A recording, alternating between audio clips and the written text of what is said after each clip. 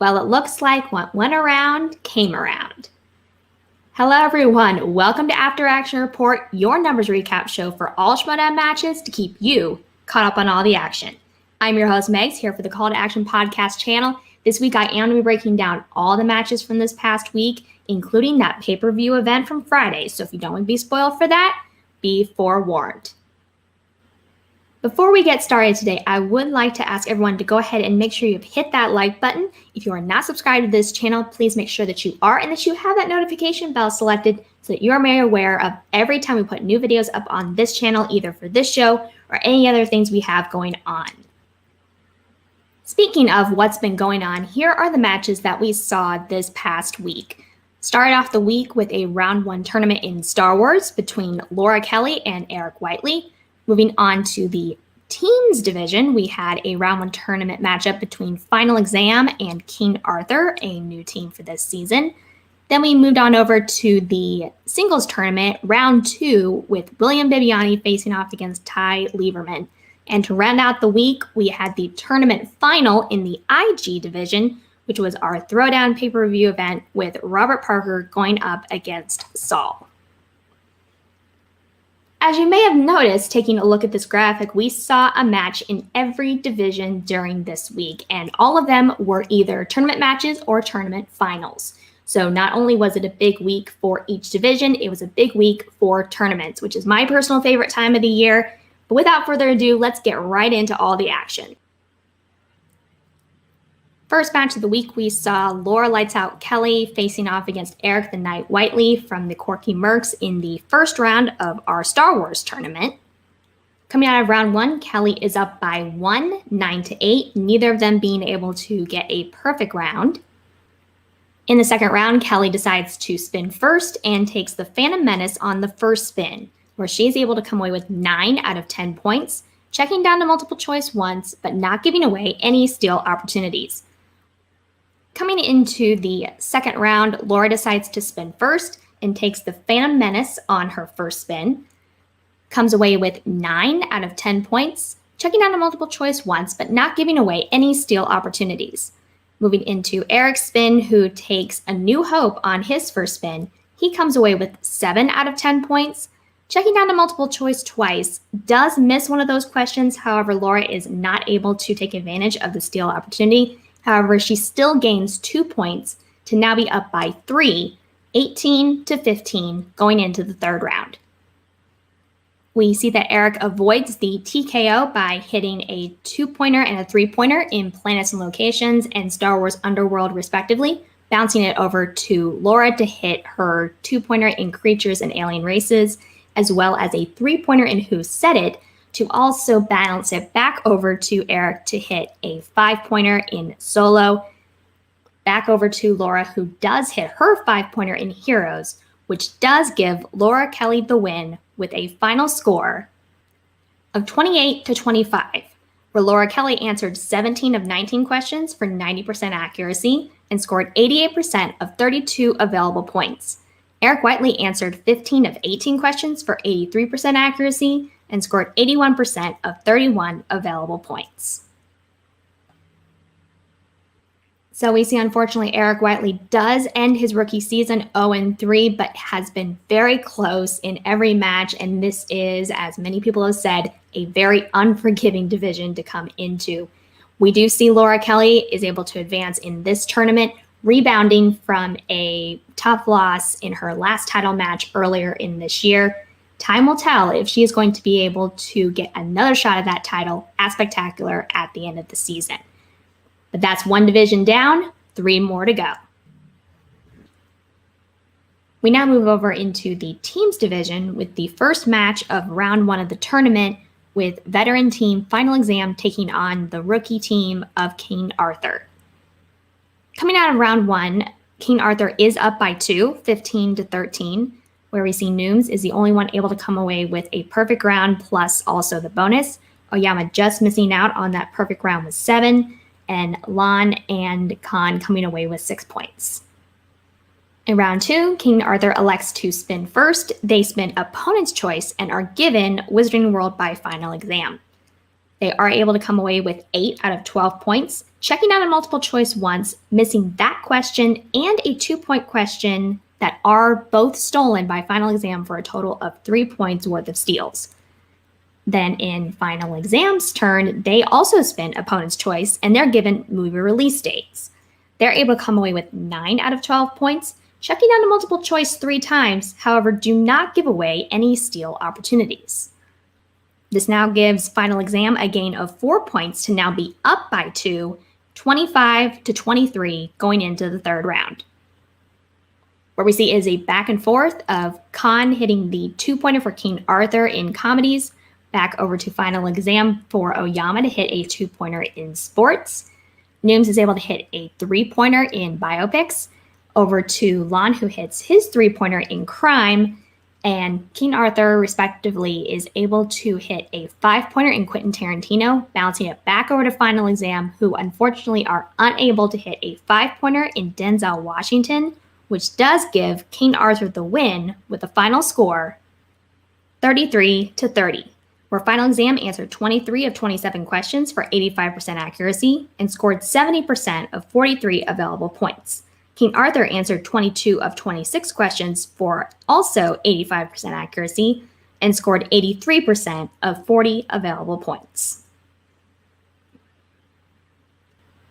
So we saw a really nice back and forth with these teams, each of them trading a 2-point lead. Unfortunately for final exam, they ran into a 5-pointer that they were not able to hit, which would have allowed them to maintain their 2-point lead. And this does give King Arthur the win and the upset as a rookie team coming in against this veteran team of final exam. It's going to be very interesting to see how these guys progress inside this tournament. Will we see them take out any more veteran teams in this season? Time will tell. Now, 2 divisions down, 2 more to go.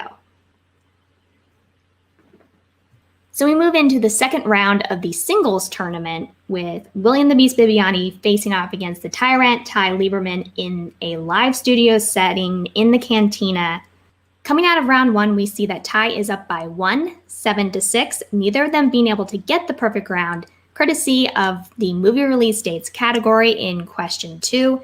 And there was also 2 instances of a fantasy sci-fi question in this round. That is not a typo. I double-checked myself.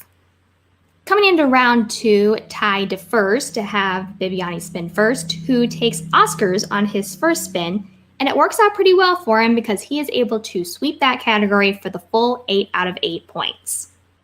So on his first spin, Ty spins away from horror, but he ends up having to take it anyway because it lands on horror on the second spin. He comes away with 4 out of 8 points, checking down to multiple choice twice, missing both of those questions, but only has one of them stolen by William Bibbiani for a total of 1 point worth of steals.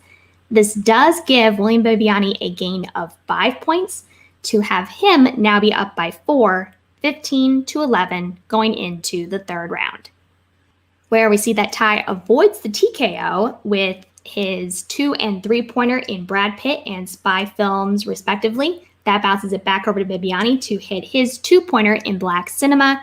Unfortunately, Ty is unable to hit a 5-pointer in horror. Couldn't seem to get away from that category this week, which does give Bibbiani the win with a final score of 17-16. William Bibbiani answered 12 of 15 questions for 80% accuracy and scored 81% of 21 available points. Ty Lieberman answered 11 of 15 questions for 73% accuracy and scored 59% of 27 available points. While we see that this is the end of Ty's season this year, he has been an amazing presence to watch both in digital and in studio matches, hoping that he does make a return to next season. But we also see that William Bibbiani is making another run in a singles tournament. Will he make it all the way yet again? Our fourth and final match of the week, there's only one left. It's the IG division, and this is also the tournament final. It is the Throwdown pay-per-view event at the Scum and Villainy Cantina with Robert the Spider Parker facing off against Saul. Coming out of round 1, Parker is up by 2, 8-6. Parker defers to have Saul spin first, who decides to take Swashbuckling Adventure on his first spin. He comes away with 2 out of 10 points, checks down to multiple choice twice, but misses 3 questions for 2 points that are all stolen by Parker for a total of 6 points. This does give Parker a 6-point lead going into his round, where he spins away from Heroes and Villains, but ends up having to take Heroes and Villains again anyway. He is able to come away with 8 out of 10 points, checking down to multiple choice twice, but not giving away any steal opportunities. With those steals, Parker gains 12 points to now be up by 14, 22-8. Now, normally with this big of a difference going into the next round, this would result in a KO. But this is not 3 rounds. This is a 5-round match, and anything can happen. Coming into the betting round, Parker spins the Transformers category, where they both answer correctly for 2 and 3 points respectively. Because Saul elected to bet 1 additional point, he does gain 1 point, but Parker is still up by 13, 24-11 going into the speed round, where we see Saul attempts to answer the first 2 questions. He gets the first question correct, although he misses the second question, which gives him a net gain of 0 points in this round. The next 2 questions, the third and fourth question, are attempted to be answered by Parker. Misses the third question, however, he does answer the fourth question correct, which also gives him a net gain of 0 points in this round. Given that there are only 11 available points in this round, Saul is still down by 13 points. Mathematically, he is eliminated, and this does give Parker the win via KO with a final score of 24-11, where Robert Parker answered 18 of 21 questions for 86% accuracy, scored 71% of 34 available points, and Saul answered 10 of 18 questions for 56% accuracy and scored 39% of 28 available points. So something of interest to note for this tournament as a whole, if you go back and look at all the other matches inside of this IG tournament for this year, every single match was decided and won via TKO. Now, of course, for the final, we had to up the ante, and it was decided via KO. So now we do have another slot locked up for the Spectacular. We will see Robert the Spider Parker facing off as Spectacular against either Amaru Moses or Mike Kalinowski for the IG title. Very excited to see whoever he faces up against, to see if Parker will be able to gain that IG title that he has been searching for ever since he started this league. So that's going to do it for this week, but don't worry, I'm going to be right back here next Monday breaking down all the matches from the week before. We certainly saw some crazy things this week, so please go ahead and make sure that you leave a comment here or send a message via the socials that are listed in the description of this video.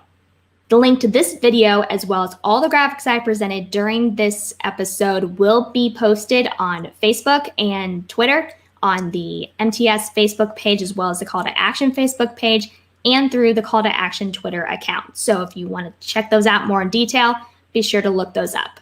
If you want to check out more shows here from the Call to Action podcast crew, be sure to check out Schmobates, as well as on our Twitch channel on Wednesdays. Until next time, for the whole Call to Action podcast crew, I'm your host, Megs, and this is After Action Report, signing off.